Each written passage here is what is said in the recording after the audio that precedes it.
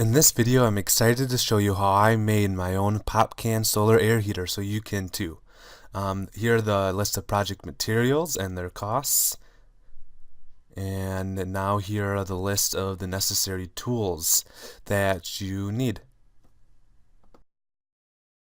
The first part of this project is to build the frame. Here's the finished piece with the windows just laid right over top.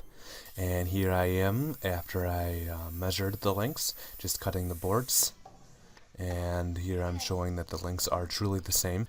Here I am setting the height on the saw. I want this height to match this width of my windows because right now you can see me, I'm creating a little edge on the boards of my frames, and so in this little half-inch edge cut out from the board, I will be able to place my windows so they fit snugly into the frame. So now I flip the board to cut it the other way to make the half-inch crease for the windows to fit in. You can see the crease in the video that I'm shooting right now, and right now I am measuring to screw the frame together. First I drilled in with a small little drill bit to create room for the bigger screws to fit in. And once again, the finished product. And now I'm measuring out the back of the whole box that the PopCans will go in for the solar air heater. And so this is just a 4x8 sheet of treated plyboard, and I will cut it to the correct lengths. And now I am cutting it. This plyboard as well as the windows will also go into a crease made by the frame, and so the boards made by the frame have to have a crease on both sides so that this fits snugly in, as well as the windows. The crease for the plyboard, since the plyboard is thinner than the windows, is much thinner, so I had to set the blade to a thinner height and adjust for that. As you can see, it fits nicely and squarely in, and so I am pre-drilling holes for the screws, and I will go around attaching my backing to my frame.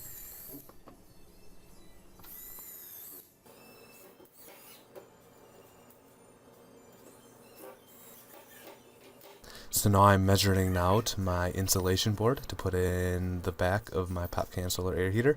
The reason you want insulation is because you don't want all the heat that your air heater is collecting to get lost to the environment. So I'm going to cut it out and put it in, and it should help out the efficiency of my solar air heater quite a bit. If you have any questions, don't be afraid to ask me. Check out my website below and you can find some contact info on there. And I really think this is something that could, be one little step to helping with our wasteful energy problems. So now I'm setting down some liquid nails to put the insulation on top. You can find some cheap stuff and it says it works good with foam. If you get stuff that doesn't, it will actually eat through your foam. So make sure you read that it works through good with foam. It is only a couple bucks. And now I'm laying it in, pressing it down, and I'll put some books on top to make sure it secures nice and tight. And now I'm sealing in the cracks. You want to make sure you cut your board nice and perfect so that there isn't big gaps, because you don't want to waste all your caulk on this. That could get kind of expensive. And make sure you find some liquid nails that says good for filling gaps. I then spray painted the whole thing black so that any light that got through the PopCans would be absorbed as heat energy. I wouldn't do this quite as intensively if I did it again to save on paint. And now you can see me preparing the cans, and so with a 2 5/8 inch hole drill, I cut out holes in all of them so that air could go through when I built the tubes, and then I cleaned them in just soapy water and then let them dry out. And next I glued them together with just liquid nail glue stuff. Use high heat, and you just stack them on top of each other and put them together, and you are good to go. It worked very, very well, I'd have to say. And to make them straight, I just put them in the box frame that I'd already built, and that allowed me to create straight tubes.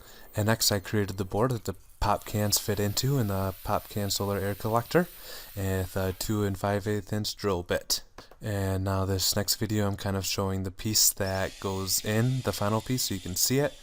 pretty simple. And so I would pre-drill with the drill bit, and then I would put the screws in. And now you can see me cutting the standoffs. You wouldn't need this tool to cut it. You could cut it with something else, but this made it a lot simpler for me because I had it. Now I'm drilling in that connector piece where the cans will fit into in the solar air collector. You'll be able to see it finally in the next clip. Now here I am putting the high heat liquid nails glue onto the bottom of the cans and then putting it into the hole in the connector. It fit really well.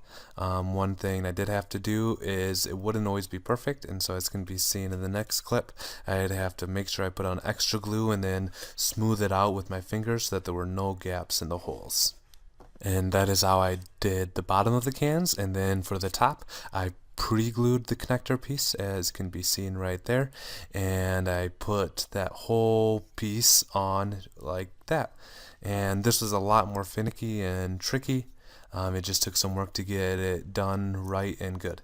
And now I put in some more insulation to keep my whole thing insulated. Would glue the bottom and it would just put it right in. I then spray painted the whole thing with flat black paint. You want flat, you don't want anything shiny, because if it's shiny it will reflect off sun and not absorb as much of the energy. And you want it to be a high heat one, and so it is a little bit more expensive, but you need it to be high heat. I had a helper here, which I was thankful for, my beautiful fiance. Once again, if you have any questions, please leave a comment on any of the processes and I will do my best to answer them. And lastly, I put on the windows. This was pretty simple. So on the groove I had already made when I cut it right away, I put down the high heat liquid nails that could handle a high heat situation, and I would just put the windows down one by one and make sure they fit really snugly. I was pretty happy with how I made it. I then filled in the cracks with another form of liquid nails that's good at gaps.